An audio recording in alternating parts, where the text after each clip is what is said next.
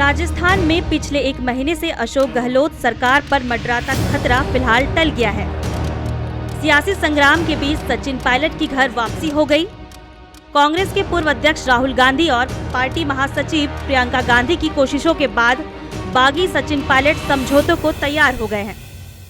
ऐसे में आइए जानते हैं कि पायलट की घर वापसी की इनसाइड स्टोरी के बारे में।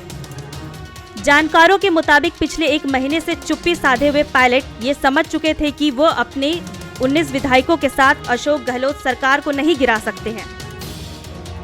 ऐसे में जैसे ही गांधी परिवार की तरफ से उनके पास प्रस्ताव आया, उन्होंने नफा नुकसान आंक कर बातचीत की टेबल पर बैठने में ही भलाई समझी, चूंकि पायलट के हाथ से वक्त निकलता जा रहा था।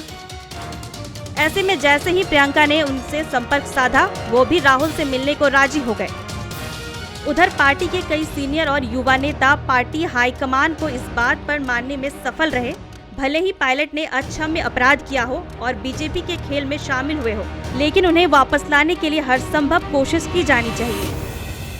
सूत्रों की माने तो पार्टी आलाकमान ने पायलट को 2023 में होने वाली विधानसभा चुनाव के पहले मुख्यमंत्री बनाने का भरोसा दिया है।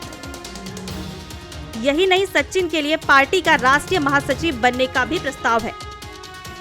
इसके अलावा कांग्रेस के अंतरिम अध्यक्ष सोनिया गांधी ने पायलट की मांग के समाधान के लिए एक हाई लेवल कमेटी के गठन का भी ऐलान किया है। पायलट के करीबी लोगों के मुताबिक उन्हें इस बात का भान हो चुका था कि गहलोत को तुरंत सीएम पद से नहीं हटाया जा सकता है और उन्हें कुछ और वक्त तक का इंतजार करना होगा। ऐसे में जब विधानसभा चुनाव से पहले राज्य में उन्हें चेहरा बनाने की पेशकश की गई तो उन्होंने हामी भर दी। हालांकि जानकारों की माने तो भले ही पायलट खेमा अभी मान गया हो, लेकिन सीएम गहलोत और पायलट के बीच दांवपेच अभी पूरी तरह खत्म नहीं हुआ है।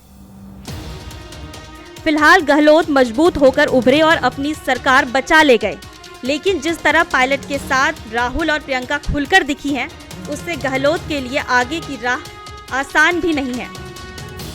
अगर पायलट के साथ वे समझौतों को लागू करने में गहलोत आनाकानी करेंगे तो राज्य में पार्टी के लिए फिर से मुश्किलें खड़ी हो सकती है।